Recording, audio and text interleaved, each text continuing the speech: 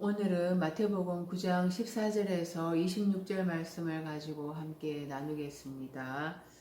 오늘은 요한의 제자들이 예수님께 나와서 자신들은 금식하는데 왜 예수님의 제자들은 금식하지 않습니까? 하고 터집 잡는 장면이 나옵니다. 그리고 자기 딸이 죽은 관리가 나와서 예수님께 절하며 자기 딸을 살려달라고 합니다. 또 그 관리의 집으로 가는데 혈루병 앓는 여인이 나오는 장면입니다. 14절 말씀을 보겠습니다. 그때 요한의 제자들이 예수님께 나와 이르되 우리와 바리새인들은 금식하는데 어찌하여 당신의 제자들은 금식하지 아니하나이까? 요한의 제자들은 예수님께서 마태의 집에서 세리와 죄인들과 함께 먹고 마시는 것이 의아했던 것 같습니다. 예수님은 나는 의인을 부르러 온 것이 아니요 죄인을 부르러 왔다 하셨는데 그 말을 전혀 이해하지 못하고 있습니다. 요한의 제자들은 우리와 바리새인들은 금식하는 같은 편이라고 규정짓고 제자들은 금식하지 않는 다른 편이라고 규정지으며 편을 가르고 있습니다.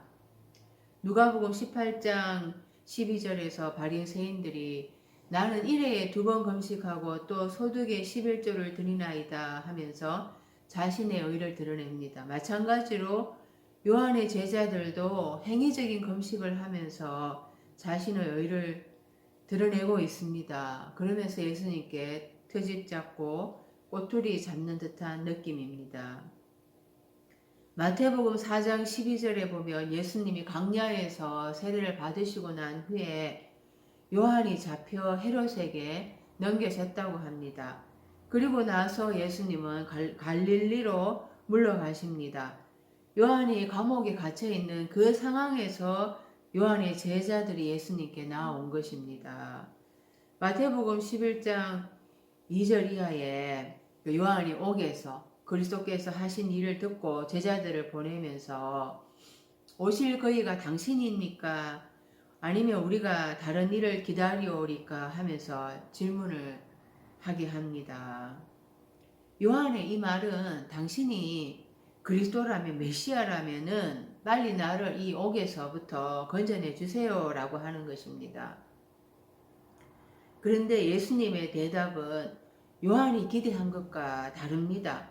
그 11장 4절 이하에 보면은 너희가 가서 듣고 보는 것을 요한에게 알리되 맹인이 보며 못 걷는 사람이 걸으며 나병 자가 깨끗함을 받으며 못 듣는 자가 들으며 죽은 자가 살아나며 가난한 자에게 복음이 전파된다 하라. 이 육적으로 맹인이 보고 못 걷는 사람이 걷고 나병 자가 치료받고 하는 이야기를 하는 것이 아닙니다. 예수님은 영적으로 보지 못하고 듣지 못하고 영적 감각이 마비된 자들, 영적 불구인 자들, 영적으로 죽어있는 자들에게 구원을 주시기 위해서 오셨다는 것입니다. 6절에 누구든지 나로 말미암아 실족하지 아니하는 자는 복이 있도다 하셨는데요. 예수님은 영적 구원을 이야기하는데 세례 요한과 같이 육적 구원을 생각하는 자들은 실족하게 된다는 것입니다. 예수님은 세례 요한을 감옥에서 구해낼 그 생각이 없으십니다. 이것은 구약에 예언된 예언이 그대로 성취되는 것입니다. 오리라 한 엘리야가 누구인가? 바로 세례 요한을 의미합니다. 엘리야의 제자는 엘리사이죠. 엘리사라는 뜻이 여호와께서 구원하시다라는 뜻인데요. 지금 엘리사의 대역으로 예수님이 나타나신 것입니다. 구약의 엘리야와 엘리사의 가정이 지금 세례 요한과 예수님으로 나타나는 것입니다. 그래서 세례 요한은 지는 해이고 이제 예수님은 뜨는 해로 바톤을 이어받아서 사역을 시작하시는 것입니다. 요한이란 뜻은 여호와께서 은혜를 베푸시다라는 뜻입니다. 요한은 선지자 이사야의 말과 같이 나는 주의 길을 곱게 하라고 강야에서 외치는 자의 소리다 하면서 내 뒤에 오시는 이가 있는데 나는 그의 신발끈을 풀기도 감당하지 못하겠다고 했어요. 그리고 요한은 그 내 뒤에 오시는 이에 대해서 내 뒤에 오시는 이가 나보다 앞선 것은 나보다 그가 먼저 계심이라 한 것이 이 사람을 가리킴이라 이렇게 했습니다. 그러니까 자기 뒤에 오시는 이가 있는데 그보다도 그가 자기보다 앞섰다고 얘기를 하는 것입니다. 자기보다 먼저 계셨다고 하는 거예요. 예수님은 세례 요한보다 늦게 태어나셨잖아요. 그런데 그 세례 요한은 예수님을 자기 뒤에 오지만은 그가 나보다 앞서 있다. 그리고 나보다 먼저 있었다라고 이야기를 합니다. 이 말씀이 무슨 뜻인가 하면은 요한복음 1장 1절에 태초에 말씀이 계시니라. 이 말씀이 하나님과 함께 계셨으니 이 말씀은 곧 하나님이시니라. 이때 태초에라는 헬라어 단어가 아르케라는 단어입니다. 태초라고 해서 알지 못하는 시간 영원전이라고 생각을 하는데요. 이 아르케라는 단어는 시작이란 뜻입니다. 창세기 1장 1절에 태초에 하나님이 천지를 창조하시니라 말씀하셨습니다. 이때 태초에 히브리어 단어가 베레시트라는 단어인데요. 아까 헬라어 단어 아르케와 뜻이 같습니다. 이 태초에 영원전에 이런 뜻이 아니라 나의 태초에 나의 시작에 이 말입니다. 나의 시작 안에 호로고스 말씀인 그리스도 예수를 미알료로 심어 넣으셨다는 거예요. 그 말씀에 비치신 예수님 호로고스가 내 안에 미알료로 심겨져 있다는 것입니다. 이것이 세례 요한보다 예수님이 앞서 발생했다는 것이고 예수님이 세례 요한보다 먼저 있었다는 것입니다. 그러나 그리스도 예수가 말씀의 빛으로 계심에도 불구하고 깨닫지를 못하고 있습니다. 출애굽기 12장을 보면은 이스라엘이 출애굽하는 장면이 나옵니다. 6월절 희생양을 먹고 출애굽을 해서 광야로 들어가게 되는데요. 거기에서 가나안 땅으로 들어가죠. 그 다섯째 날 젖과 꿀이 흐르는 가나안 땅에서 기복신앙으로 배부르고 등 따시다 보니까 그리스도 예수의 빛은 이스라엘 백성에게서 숨겨져 버렸습니다. 이스라엘 백성들은 주여 주여 입으로는 그렇게 외치지만은 마음으로는 하나님도 섬기고 우상도 섬기고 있었습니다. 세례 요한은 그 다섯째 날 가나안의 기복신앙에서의 마지막 선지자입니다. 그리고 예수님이 여섯째 날 나의 육체 안에 영으로 탄생하시는데 그래서 예수님이 내 뒤에 오신다고 이야기하는 겁니다. 세례 요한은 예수님께로 와서 산상수훈의 말씀을 듣고 예수님의 제자가 되어서 그와 동행해야만 했습니다. 그러나 요한은 자기를 따르는 제자들과 함께 계속해서 자신의 사역을 행하고 있었습니다. 세례 요한은 자신이 은혜 받은 자라는 고정관념에 사로잡혀 있었죠. 그리스도이신 예수님의 가르침에 길을 열어놓아야만 했습니다. 자신의 사고의 벽을 허물고 부수어야만 했습니다. 자신의 인식의 지평을 넓혀야만 했습니다. 지금 요한의 제자들이 예수님께 금식에 대해서 질문을 하는데 예수님의 대답은 혼인집 신랑을 빼앗기게 되면 그때 금식하게 된다고 도무지 이해가 안 되는 대답을 하십니다. 요한의 제자들은 육적으로 보이는 것만 보면서 질문하고 있고 예수님은 영적으로 대답해 주고 계십니다. 마태복음 15장에 바리새인들과 서기관들이 예수님께 나와서 예수님의 제자들이 떡 먹을 때에 손을 씻지 아니한다고 또 트집을 잤습니다. 예수님께서는 그 씻지 않은 손으로 먹는 것은 사람을 더럽게 하지 못한다. 마음에서 나오는 것들, 악한 생각, 살인, 간음 이런 것들이 사람을 더럽게 한다고 말씀하셨어요. 그 다섯째 날까지의 신앙은 보이는 것으로 판단하면서 남을 정죄합니다. 그래서 예수님께서 여자가 낳은 자 중에 세례 요한보다 큰 이가 없다고 말씀하셨어요. 그러나 천국에서는 극히 작은 자라도 저보다 크니라 이렇게 말씀하셨죠. 그 세례 요한은 여자가 낳은 자 중에 가장 큰 자라고 칭찬받았지만은 하나님의 나라의 복음에서는 극히 작은 자라도 세례 요한보다도 크다고 하십니다. 그러니까 세례 요한은 보이는 3차원의 세계를 보는 사람이라는 거예요. 보이지 않는 4차원의 세계를 이해하려고 이해를 해야 되는데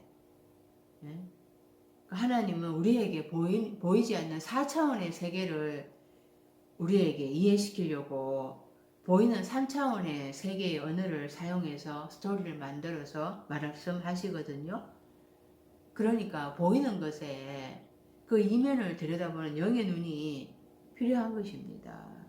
근데 다섯째 날까지는 보이는 것만 보고 있는 영적으로 눈이 안 뜨여져 있습니다. 영적인 소경인 것입니다. 그래서 예수님이 여섯째 날에 내 안에 탄생해야지 그때 비로소 영의 눈이 열리기 시작하는 거예요. 그래서 여섯째 날에 들어와서 영의 눈이 뜨인 자는 세례 요한보다 더 크다라고 하신 것입니다. 15절에 예수께서 그들에게 이르시되 혼인집 손님들이 신랑과 함께 있을 동안에 슬퍼할 수 있느냐. 그러나 신랑을 빼앗길 날이 이르리니 그때에는 금식할 것이니라. 개역 개정에는 혼인집 손님들이 이렇게 되어 있는데요.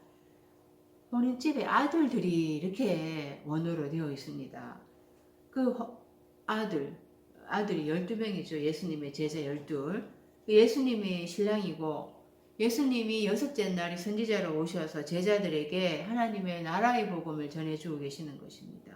지금 예수님과 함께 결합해서 더불어 먹고 마시는데 그것이 마땅히 슬퍼할 이유가 없는 것이죠.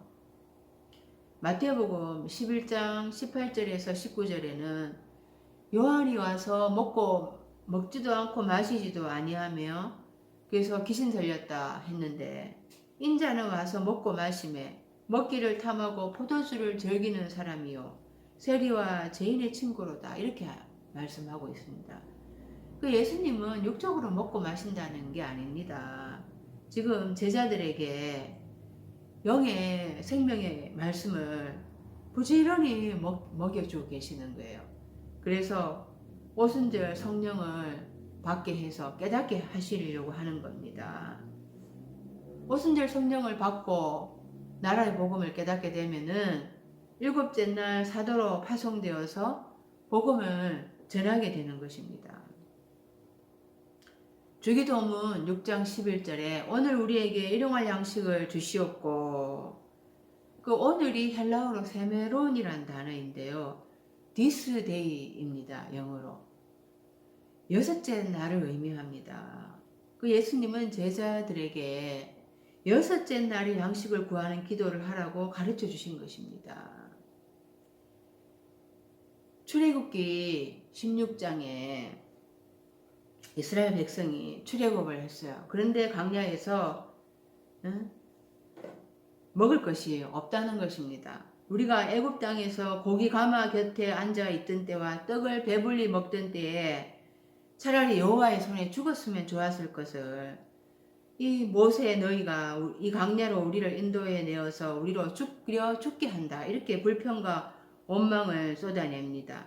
그 하나님께서는 이스라엘 백성을 위하여서 하늘에서 양식을 비같이 내리게 하셔서 백성이 나가서 일용할 것을 날마다 거두게 하셨어요. 근데 여섯째 날에는 각절의 식물을 거두게 하셨어요. 16장 29절을 보면 너희에게 안식일을 주므로 여섯째 날에는 이틀 양식을 너희에게 줄 것이니 일곱째 날에는 아무도 그의 처소에서 나오지 말 것이라. 네, 일곱째 날은 안식의 날이라는 것입니다. 여섯째 날에 일곱째 날의 양식까지 갑절의 양식을 거두어서 그 두 배로 먹어야지 일곱째 날에 안식에 들어갈 수가 있다는 것입니다. 그 지금 제자들은 예수님과 같이 여섯째 날의 양식을 부지런히 먹고 있는 거예요. 지금은 금식할 때가 아닌 것입니다. 그런데 요한의 제자들은 이 금식을 육적으로 생각을 하고 있습니다. 이사야서 58장 4절에 보라 너희가 금식하면서 논쟁하며 다투며 악한 주먹으로 치는도다. 너희가 오늘 금식하는 것은 너희의 목소리를 상달하게 하려는 것이 아니니라. 이것이 어찌 내가 기뻐하는 금식이 되겠으며 이것이 어찌 사람이 자기의 마음을 괴롭게 하는 날이 되겠느냐. 그의 머리를 갈대같이 숙이고 굵은 배와 재를 펴는 것을 어찌 금식이라 하겠으며 여호와께 연락될 날이라 하겠느냐. 이것이 요한의 제자들과 바리새인의 금식의 행태입니다. 금식하면서도 논쟁하고 다투고 굵은 배와 재를 뒤집어 쓰고 있지만은 하나님이 기뻐하시는 금식이 아니라는 겁니다. 자기 육체를 괴롭게 함으로 슬픔과 원통함을 풀고자 하나님께 떼쓰다시피 배달리고 있습니다. 6절 이하에 내가 기뻐하는 금식은 흉악의 결박을 풀어주며 멍에의 줄을 꺾어주며 압제 당하는 자를 자유하게 하며 모든 멍에를 꺾는 것이 아니겠느냐. 또 줄인 자에게 네 양식을 나누어 주며 요리하는 빈민을 집에 들이며 헐벗은 자를 보면 입히며 또 네 골육을 피하여 스스로 숨지 아니하는 것이 아니겠느냐. 그리하면 네 빛이 새벽같이 비칠 것이며 네 치유가 급속할 것이며 네 공의가 네 앞에 행하고 여호와의 영광이 네 뒤에 호위하리니 이것은 일곱째 날에 일어날 것입니다.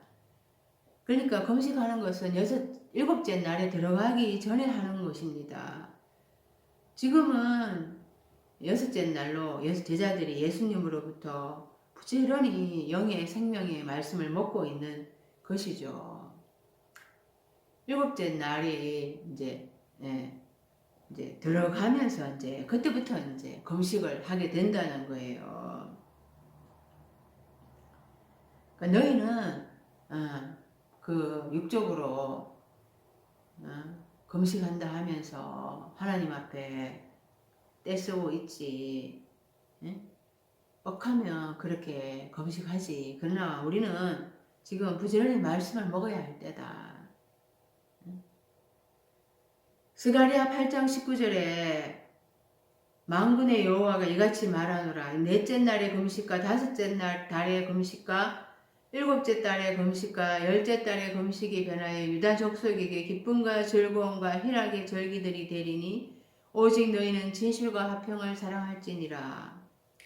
이 개역 성경에는 4월의 금식, 5월의 금식, 7월의 금식, 10월의 금식으로 번역되어 있습니다. 이것은 남유다가 멸망할 때의 상황입니다. 4월의 금식은 열왕기하 25장 1절에 3절 느부갓네살이 침략했을 때, 5월의 금식은 열왕기하 25장 8절에서 9절 예루살렘의 성전에 화재가 났을 때, 또 7월의 금식은 열왕기하 25장 25절에 그달리아 방백이 피살당했을 때, 10월의 금식은 에스겔서 33장 21절에 예루살렘이 포위되었을 때, 이런 것들을 다 이렇게 남유다가 멸망되는 상황들을 기억하면서 금식을 한다라는 거죠.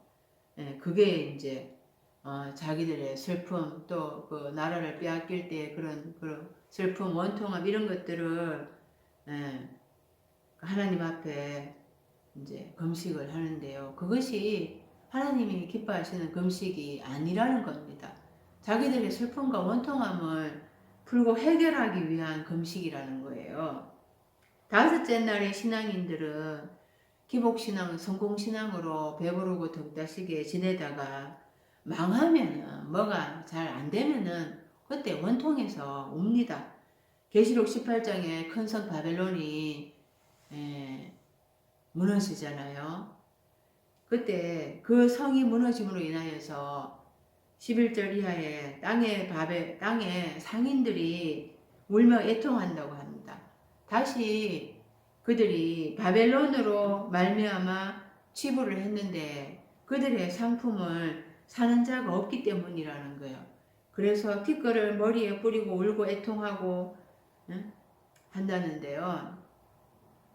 그 자신들이 엄행하다가 배불리다가 하나님의 심판으로 멸망당하게 되니까 더 이상 배불릴 수가 없어서 원통해서 우는 것이지요.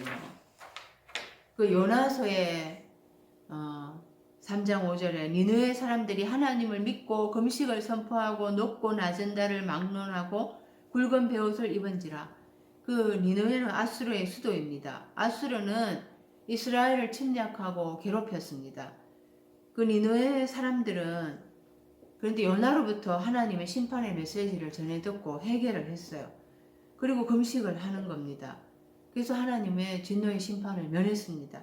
그러나 그들은 하나님이 그들을 멸망시키지 않자 다시 또 하나님 앞에 죄를 짓습니다. 결국 하나님의 진노를 받아서 심판당하고 아수르는 역사 속에서 사라지게 됩니다. 이것이 구약의 금식인 거예요. 그런데 언제 금식을 하느냐? 신랑을 빼앗길 날이 이르리니 그때는 금식할 것이니라 하십니다. 빼앗기다라는 것이 헬라어로 아파이로 하는데요. 아포라는 단어와 아이로라는 단어의 합성어입니다. 들려 올려지다 이 말입니다. 뭐뭐로부터 들려 올려지다 이 말입니다. 신랑이 들려 올려지는 것입니다. 예수님이 십자가에 죽으시고 무덤에 장사 지낸 바 되었다가 부활하시잖아요. 그리고 하늘로 성천하시게 되죠. 이것이 이제 하늘로 이제 들려 올려지는 거예요.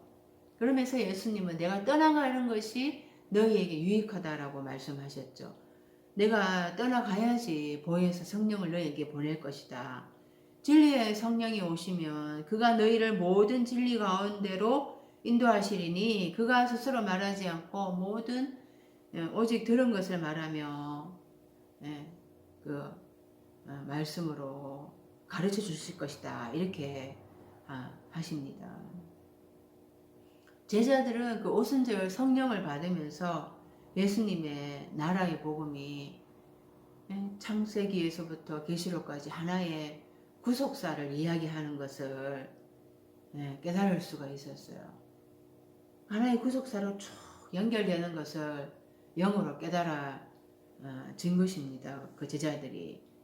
그때 제자들은 이제 완전히 다섯째 날에 죄와 사망의 법을 금식하게 된 것이죠. 일곱째 날에 오순절 성령으로 나라의 복음을 깨달으려 그러면은 여섯째 날 이틀째의 양식을 부지런히 먹어둬야 합니다.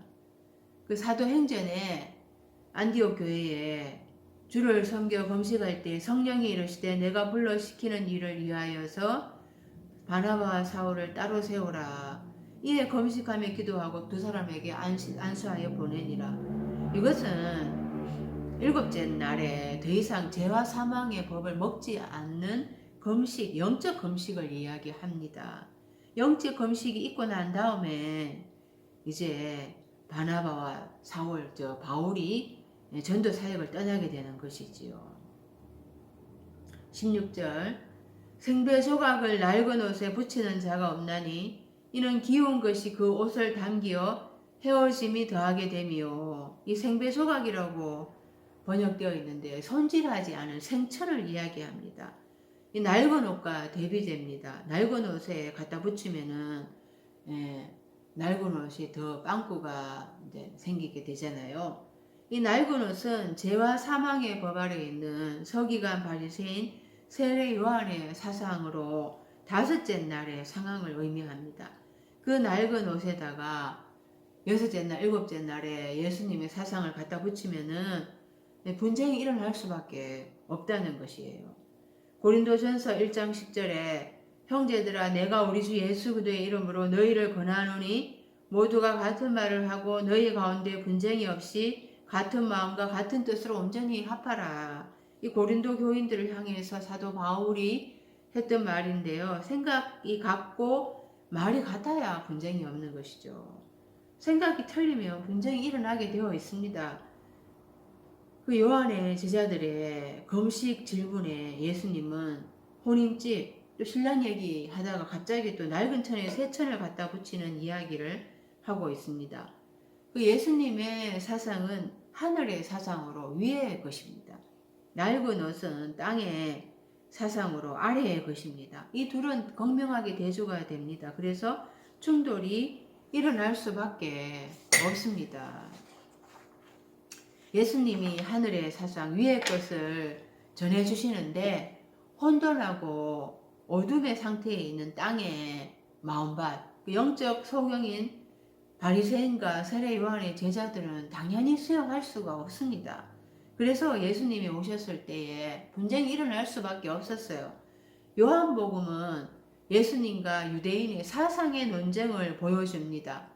외적으로는 유대인과 예수님의 사상의 논쟁이지만 내 안에서 낡은 사상이 예수님의 사상을 거부하고 있다는 거예요. 내 안에 낡은 사상에 예수님의 사상이 들어오면 갈등이 생길 수밖에 없습니다. 지금까지 후견인과 청지기 아래에서 초등학문을 배우며 종살이 하고 있는데 예수님의 사상이 들어오면 당연히 요동하고 지진이 일어나고 갈등이 일어나는 것입니다. 제자들도 예수님의 말씀을 들을 때는 기쁨이 있었지만 오병이어의 기적으로 사람들이 예수님을 임금 삼으려 했을 때 부안해동했습니다. 베드로가 그 예수님으로부터 십자가를 지지 마세요 이 만류했다가 사탄이라고 칭찬받았거든요. 그 전에 책망받았거든요. 그 전에 예수님을 주는 그리스도시요 하나님의 아들이시니다 라고 고백해서 복된 자라고 칭찬 들었잖아요. 그렇게 갈등이 일어나는 것입니다. 베드로는 죽기까지 예수님을 따르겠다고 했지만 결국에는 배신했거든요. 머릿속으로 아무리 따르겠다고 다짐해도 가슴으로는 두렵고 갈등이 일어나게 되는 거예요. 17절 새 포도주를 낡은 가죽 부대에 넣지 아니하나니 그렇게 하면 부대가 터져 포도주도 쏟아지고 부대도 버리게 됨이라. 새 포도주는 새 부대에 넣어야 둘이 다 보존되느니라. 일반적으로 새 포도주는 새 부대에 넣어야 한다 이렇게 말을 합니다. 그런데 이 헬라식 표현으로 하면은 새 포도주가 아니라 생포도주예요. 생포도주. 생포도주는 금방 담근 것이거든요. 금방 담근 김치를 생김치라고 하잖아요. 생포도주는 생김치와 같은 개념입니다. 이 생이라는 헬라어 단어가 네오스라고 하는데요. 젊은이라는 뜻입니다. 젊은, 신선한 이런 뜻도 있지만 아직 익지 않았고 성숙하지 않았다는 의미가 있습니다. 이 생은 그러니까 지금 신선한데 점점 익어서 발효가 되고 성숙해 가야 한다는 의미도 같이 가지고 있다는 거예요. 생은 이제 헬라어로 네오스라고 그랬고 영어로 하면은 new 이런 뜻입니다. 그러니까 새 것, 새로운 것 이 말이죠. 네, 이 영어로 새 하늘과 새 땅을 영어로 한다면 이것도 new라고 new라고 하고 있어요. 네. 그 지구상에서 우리가 살아가면서 새 것이 전부 다 낡아지죠. 해 아래 새 것이 없다. 해 아래 낡아지지 않는 새 것은 존재하지 않게 됩니다. 그런데 이 새 하늘과 새 땅에서 새를 헬라어로 카이노스라고 하거든요. 이 카이노스는 낡아지지 않는 것입니다. 지구상에 있는 모든 새 것은 다 낡아지지만은 이 카이노스 이것은 낡아지지 않는 것입니다. 그래서 히브리서 8장 13절에 새 언약이라 말씀하셨음에 첫 것은 낡아지게 하신 것이니 낡아지고 새하는 것은 없어져 가는 것이니라. 이 새 언약이 아니라 지금 새로운 장막을 얘기하는 거죠. 이 첫 것은 이때 첫 언약이 아니라 첫 장막, 나의 육신의 첫 장막을 얘기합니다. 나의 육신의 장막, 첫 장막이 무너져야지 나의 영의 새로운 장막이 세워진다는 거예요. 계시록 21장 1절에 내가 또 새하늘과 새 땅을 보니 처음 하늘과 처음 땅이 없어졌고 바다도 다시 있지 않더라. 이때 새하늘과 새 땅에서 카이노스라는 단어를 쓰고 있는데요. 일곱째 날에 영으로 날마다 새로워지는 영의 장막을 의미하는 것입니다. 육의 장막은 후패하지만 일곱째 날에 영으로 날마다 새로워진다는 거예요. 이 새 포도주는 새 부대에 넣어야 이것이 이제 원어를 하면은 생 포도주를 새 부대에 이루고자 이렇게 돼야 됩니다. 그 이루고자 에이스라는 전치사를 쓰고 있거든요. 생 포도주는 이제 새 부대에 이루고자 지금 낡은 가족 부대에 다섯째 날의 사상에 갇혀 있지만은 죄와 사망의 법에서 생명의 성령의 법으로 새로워지고 자유함을 얻고자 하는 마음으로 예수님의 나라의 복음을 받아들이고자 하는 자는 갈등의 시간을 겪지만 인내할 수 있다는 거예요. 나라의 복음이 내 안에서 발효되어서 익어가는 그 인내의 시간을 견뎌내게 된다는 것입니다. 그 인내의 시간은 여섯째 날입니다. 여섯째 날을 인내하고 그래서 이겨내고 일곱째 날로 들어가는 것, 이것이 새 부대에 이루고자 하는 것입니다. 그것이 바로 좁은 문, 좁은 길로 들어가는 거예요. 그래서 둘이 다 보존되느니라 이렇게 했는데요. 이 신테레오라는 헬라어 단어가 신이라는 단어와 테레오라는 단어가 합성이 되었는데 함께 지킨다 이런 말이거든요. 내가 진리를 붙들고 진리를 지키고자 마음에 새기고자 하는 마음이 있으면은 하나님이 나를 붙들어 주시고 지켜주시고 갈등을 이길 수 있도록 도와주신다라는 거예요. 내 힘으로는 할 수 없지만 그럼에도 불구하고 하나님 도와주세요. 내가 이길 수 있도록 도와주세요. 붙들고 하나님 앞에 기도하고 인내하고 하면 하나님이 붙들어 주셔서 내가 새 부대의 일곱째 날에 이루고자 도달하도록 도와주신다는 겁니다. 18절 이하에 나옵니다. 18절 예수께서 이 말씀을 하실 때에 한 관리가 와서 절하며 이르되 내 딸이 방금 죽었사오나 오셔서 그 몸에 손을 얹어주소서 그러면 살아나겠나이다.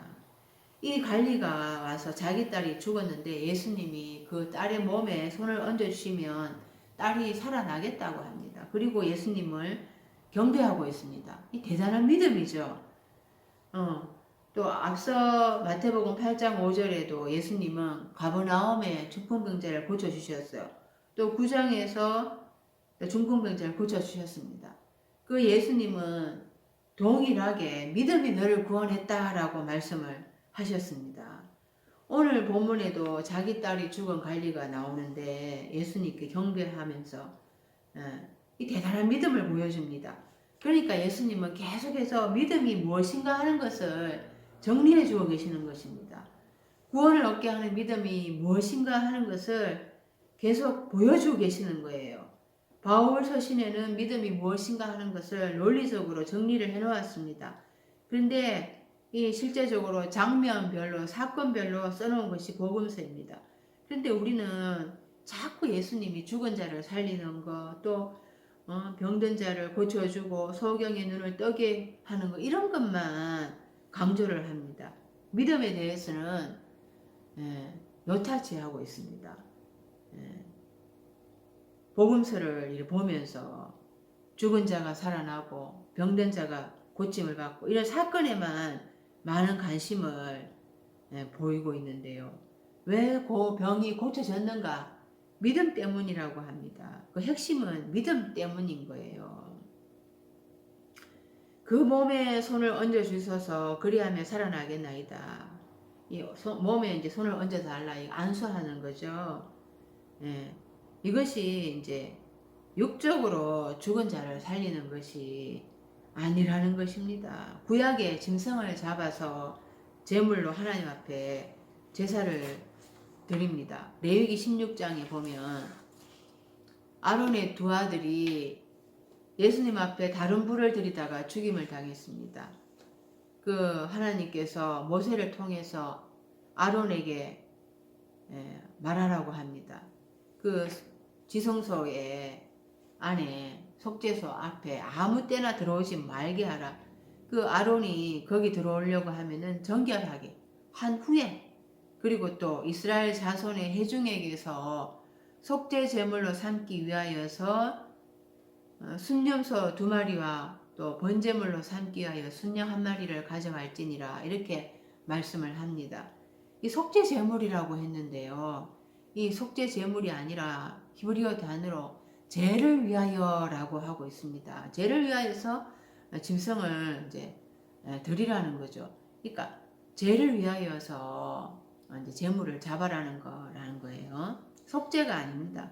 또 16장 8절에도 레위기 16장 8절에도 두 염소를 위하여서 제비를 뽑되 한 제비는 여호와를 위하고 한 제비는 아사셀을 위하여서 그 이제 여호와를 위해서 제비 뽑은 염소를 속죄제로 드리고, 이 속죄제가 아니라 그냥 제를 드리는 거예요. 또 10절에도 아사셀을 위하여 제비 뽑은 염소는 산채로 여호와 앞에 두었다가 그것을 속죄하고 아사셀을 위하여 강야로 보낼지니라. 이때도 속죄하고가 아니라 죄를 덮기 위하여, 그러니까 나의 이 죄를 짐승에게 전가를 시키는 거죠. 짐승이 나의 죄를 짊어지고 그 아사셀 그 염소가 이제 광야로 가서 죽임을 당하는 것입니다. 나의 죄를 대신해서 이제 죽임을 당하는 거죠. 그러니까 죄를 드리는 거예요. 그래서 이제 짐승의 죽음은 나의 죽음을 의미하는 것입니다. 구약에는 이제 속죄라고 번역이 되어 있는데 속죄가 아니고 속죄가 없습니다. 그냥 죄를 덮어 놓는 것이죠. 그러니까 그러니까 그 딸한테 이제 딸한테 손을 얹어서 그러면 살아나겠습니다. 이런 것이 육적인 죽음에서 살리는 것이 아니라는 것입니다. 계속해서 보면은요, 19절에서 20절, 그 예수께서 일어나 따라가심에 제자들도 가더니 12해 동안이나 혈루증으로 앓는 여자가 예수의 뒤로 와서 그 독가를 만지니, 지금 자기 딸이 죽었다고 해서 그 딸을 이제 살리러 갈리의 집으로 가는 도중에 있습니다. 근데 갑자기 12해 동안 혈류병을 앓는 여인이 예수님의 뒤에서 옷자락을 잡는 사건이 일어납니다. 그 12해 동안 피를 흘리면은 살아남을 수가 있을까요? 그 레위기 이제 15장 전체가 유출병, 그러니까 피를 흘리는 것, 유출병에 대한 내용이 있습니다. 그러니까 유출병, 혈류병, 피를 멈추지 않는 거죠.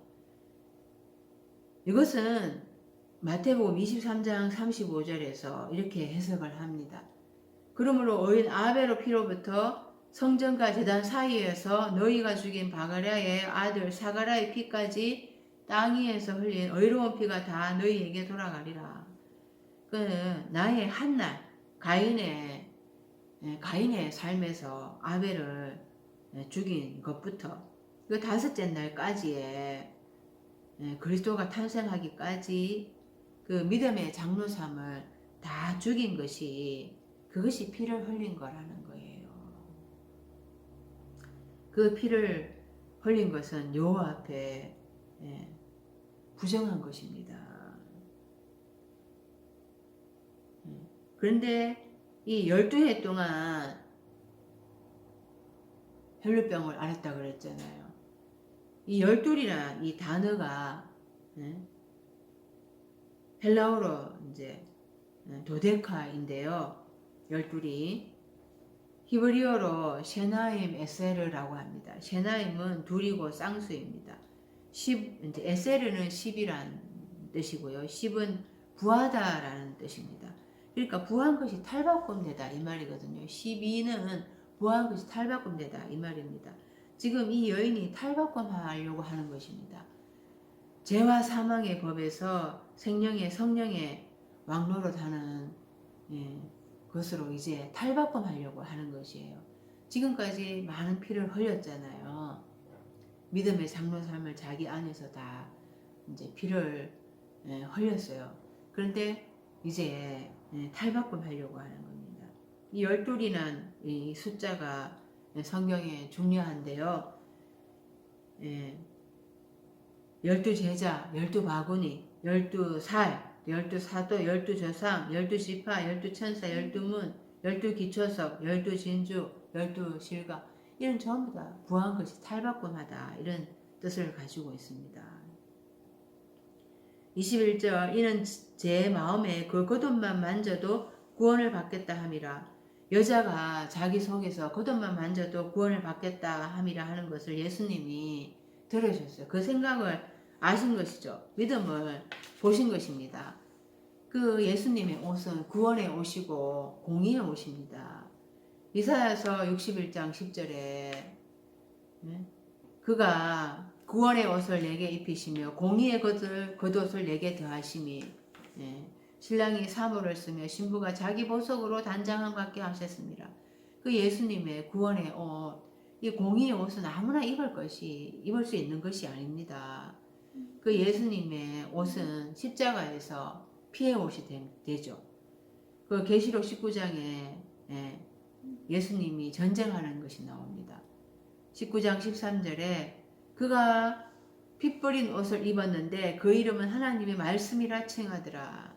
그 14절에 하늘에 있는 군대들이 희고 깨끗한 세마포 옷을 입고 백마를 타고 그를 따르더라. 이 하늘에 있는 전쟁인데 예수님이 피 뿌린 옷을 입었다. 십자가에서 피의 죽음을 통과하면서 사단을 물리치는 걸 얘기하는 거죠. 그 하늘의 군대가 희고 깨끗한 옷을 입었다고 하는데 예수님으로 더불어서 함께 십자가에서 피의 죽음을 통과해 가면서 그들의 더러운 옷이 희고 깨끗해진다는 것입니다. 베드로전서 1장 19절에 오직 흠없고 점없는 어린 양 같은 그리스도의 보배로운 피로 된 것이니라. 그리스도의 피로 의의 옷을 입게 되는 것입니다. 이 여인이 예수님처럼 자기 옷을 더럽히지 않고 자기를 정결케 하여서 앞으로 어떤 환난이 닥쳐와도 그 환난을 통과해 가면서 정결한 의의 옷을 입겠다는 거예요. 예수님의 뒤에서 옷을 잡았다. 이것은 예수님의 뒤를 쫓아가면서 예수님의 십자가 죽음의 길을 자기도 뒤에서 쫓아가겠다는 것입니다.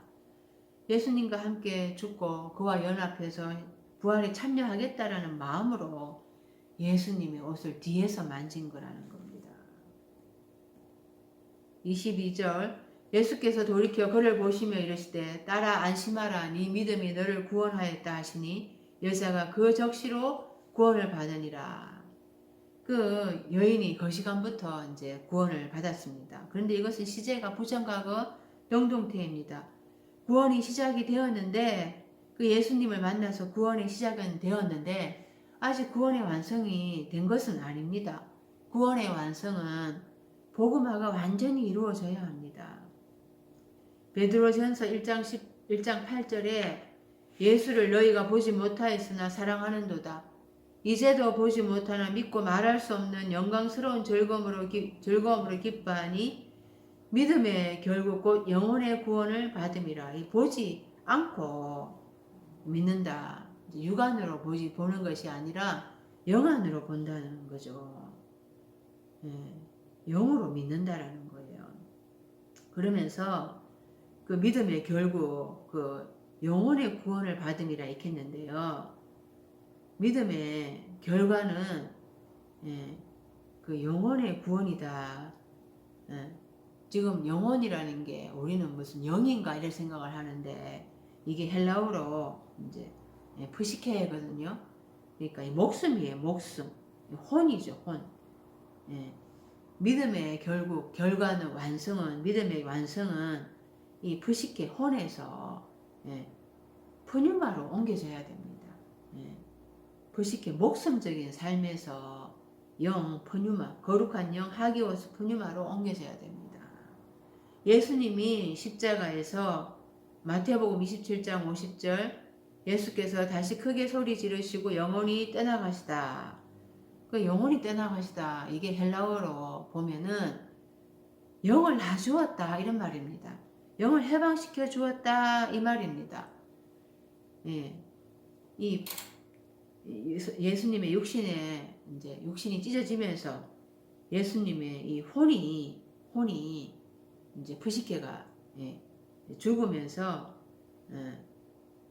지성소로 들어가서 이제 푸뉴마 영의 상태로 되었다 이 말인 거예요. 그러니까 혼이 이제 죽으니까 영을 해방시켜 줄 것입니다.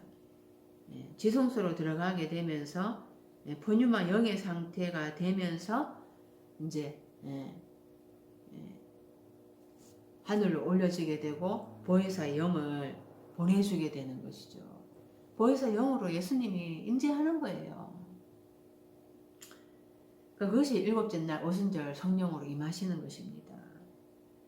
바울은 갈라디아서 2장 20절에 내가 그리스도와 함께 십자가에 못 박혔나니 그런즉 이제 내가 사는 것이 아니라 오직 내 안에 그리스도께서 사시는 것이라.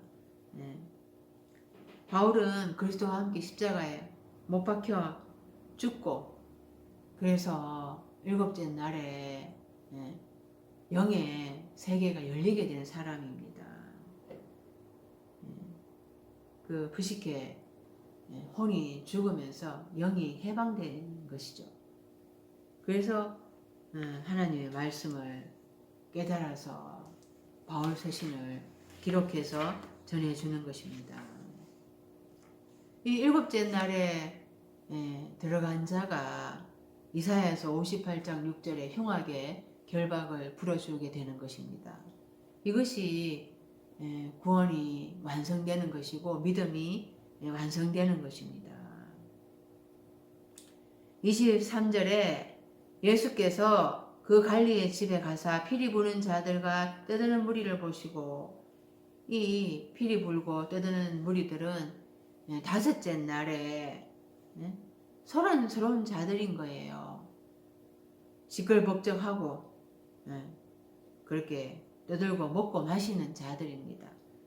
그런데 이 무리들은 예수님을 비웃었습니다. 예수님이 이 소녀가 죽은 것이 아니라 잔다 이렇게 하니까 비웃었어요. 갈리는 내 딸을 그 몸에 손을 얹으면 살아나겠나이다 이렇게 대단한 믿음을 보여줬습니다. 그런데 무리들은 시끌벅적했지만은 믿음이 없는 자들이었습니다. 다섯째 날은 믿음이 없는 자들이라는 거예요. 믿음이 있다고 착각하지만은 사실은 믿음이 죽어 있는 것입니다. 히브리서 11장 1절에서 3절에 믿음은 바라는 것들의 실상이요 보지 못하는 것들의 증거라고 말씀합니다. 그런데 바라는 것들의 실상이 아니라 헬라어로 번역을 하면은 소망하게 된 삶의 실체입니다. 그러니까 믿음은 실체가 있어야 된다는 거예요. 믿음은 실체로 나타나야 된다는 것입니다. 지금까지는 믿기만 하면 구원받는다 했습니다. 그런데 예수님을 믿긴 믿었죠. 그 예수님을 믿는다라는 것이 예수님으로 나타나야 된다는 거예요. 예수님이라는 실체가 나도 돼야 된다는 것입니다. 그것이 믿음의 실체입니다. 하나님을 믿으면 하나님이 되는 것입니다. 예수님은 하나님의 현현이잖아요. 그러니까 예수님이 하나님인 것이고 성경에 그 요한복음 10장 35절에 성경은 태하지 못하나니 하나님의 말씀을 받는 사람들을 신이라 하셨거든. 이 신이 데우스 하나님이라는 겁니다. 하나님 말씀을 받는 사람들을 신 하나님이라 한다고 말씀하고 있습니다. 그러니까 우리가 인간이 하나님이 될 수는 없죠. 그런데 하나님의 이제 말씀을 받은 자로서 그리스도와 함께 말씀으로 왕노릇하는 삶을 살게 된다는 게 말씀의 권세로 가지고 이제 통치하는 삶이 된다는 것입니다. 그 예수님이 되어야 된다 이렇게 하니까 그게 무슨 말인가? 응? 로마서 8장 29절에 하나님이 미리 아신 자들로 또한 그 아들의 형상을 본받게 하기 위하여서 미리 정하셨으니 이는 그로 많은 형제 중에서 맏아들이 되게 하려 하심이라. 그러니까 예수님은 많은 형제 중에서 맏아들일 거예요. 그러니까 이 예수님과 우리가 형제 관계라는 거예요. 예수님은 맏아들이고 형제가 헬라어로 아델포스라고 하는데요. 아라는 연합을 뜻하는 이 접두어하고 델포스, 이 자궁이란 단어가 합쳐졌습니다. 이 자궁 안에서 하나님의 자궁 안에서 형제로 연합된 자라는 것입니다. 우리가 예수님은 하나님의 맏아들이고 우리는 그의 형제인 거예요. 그러니까 우리도 하나님의 아들인 것입니다. 그래서 우리가 하나님의 아들로 실체가 되어야 된다는 것입니다. 그 믿음은 바라는 것들의 실상이요 보지 못하는 것들의 증거니 이렇게 번역이 되어 있습니다. 보지 못하는 것들의 증거가 아니라 보지 못하게 된 사실의 책망이다. 책망인 거예요. 책망. 보지 못하게 된 거는 이제 실체가 안 되었다는 거잖아요. 실체가 안 되었으니까 책망받는 것입니다. 이 책망이 헬라어로 엘렌코스인데요. 디모데후서 3장 16절에 모든 성경은 하나님의 감동으로 된 것으로 교훈과 책망과 바르게 함과 의로 교육하기에 유익한 이때 책망이 엘렌코스예요. 그런데 지금 증거라고 번역을 엉뚱하게 해놓았거든요. 그러니까 실체가 내가 예수님을 믿었으면 예수님이란 실체 하나님의 아들이 돼야 되는데 그게 안 되면은 책망이라는 것입니다. 히브리서 11장 3절에 믿음으로 모든 세계가 하나님의 말씀으로 지어준 줄을 우리가 아나니 보이는 것은 나타난 것으로 말미암아 된 것이 아니니라. 이 보이는 것은 나타난 것으로 된 것이 아니래요. 우리가 다섯째 날에 믿었던 그 예수는 2000년 전 유대 땅 베들레헴에 오신 역사적인 예수, 과거형 예수죠. 그게 아니라는 겁니다. 예수님은 나의 육체 안에 영으로 잉태하십니다. 그래서 나의 뒤에 오는 거라고 세례 요한이 한 거예요. 나는 첫째 아담으로 먼저 왔고 예수님은 둘째 아담으로 뒤에 오시는 거죠. 그럼에도 불구하고 요한복음 1장 1절에 태초에 말씀이 계셨으니 그러니까 나의 시장 안에 말씀이 미완료로 계시긴 하셨기 때문에 또 그분이 먼저 계신 거예요. 예수님이 내 안에서 잉태하고 그분이 내 안에서 자라가고 그래서 내가 예수님의 도움으로 시험을 이기게 되고 또 말씀으로 십자가에서 죽을 수가 있게 되는 것입니다. 그리고 또 부활해야 합니다. 이것이 나의 신앙에서 믿음의 실체화가 되어야 합니다. 이것을 복음화라고 하고 믿음이라고 하는 것입니다.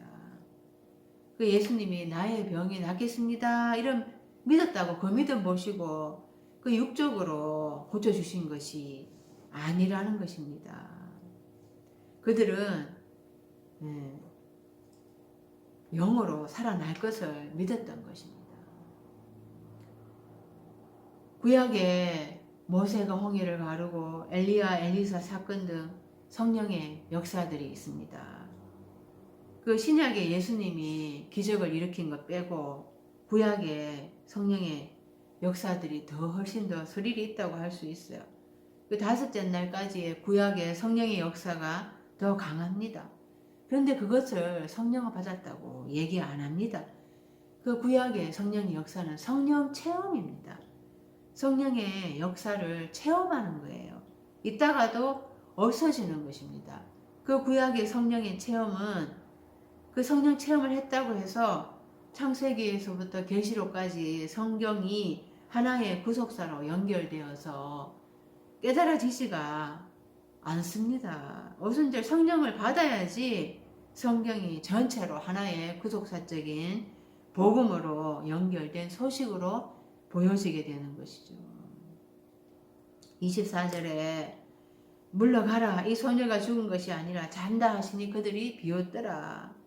이 잔다, 헬라어로 카두도라는 단어가 쓰인 구절들을 찾아보면은 마태복음 13장 25절에 사람들이 잘 때에 그 원수가 와서 곡식 가운데 가라지를 덧뿌리고 갔더니 이 내가 영적으로 죽어 있으면 사단 마귀가 그 틈을 타서 내 안에 가라지를 뿌려 놓아서 내가 이 알곡으로 자라는 것을 방해한다는 것입니다.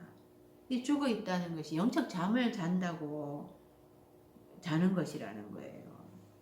그 예수님이 겟세마네에서 피땀 흘리면서 기도하실 때 제자들이 자잖아요. 그 예수님이 한 시간도 깨어 있을 수 없더냐? 그것이 육적 잠이 아니라 영적으로 잠자고 있다는 것입니다. 25절 무리를 내보낸 후에 예수께서 들어가사 소녀의 손을 잡으시며 일어나는지라 그 소문이 온 땅에 퍼지더라. 그 소녀가 일어나는지라 일어나다 이 헬라어 단어가 에게이로입니다. 영적인 잠, 영적 죽음에서 일으켜졌다는 거죠. 부활했다는 것입니다.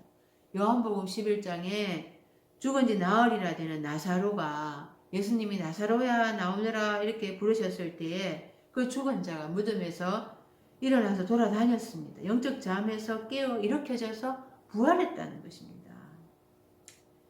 다섯째 날에까지의 믿음은 살았다 하나 죽어있는 믿음입니다. 죽어있는 믿음은 행함이 없는 믿음이었어요. 그런데 오늘 이 갈리 또 혈류병 앓는 여인은 행함에 있는 믿음을 보여줍니다. 그들은 새하늘과 새 땅이 이루고자 그 낡은 가죽 부대를 벗어버리고 인내로서 끝까지 생포도주의 말씀을 붙들고자 하는 것입니다. 하나님의 말씀으로 십자가에서 예수님과 함께 죽고 그와 연합하여서 살아나는 부활의 그 실체의 삶이 되고자 하는 것입니다. 실체의 삶이 되어서 그 믿음의 실체로서 예수 그리스도를 증명하고자 하는 삶을 살고자 하는 것입니다. 우리 모두 믿음의 실체가 되어서 그리스도를 증명하는 삶이 될 수 있기를 우리가 기도해야 되겠습니다. 기도드리겠습니다.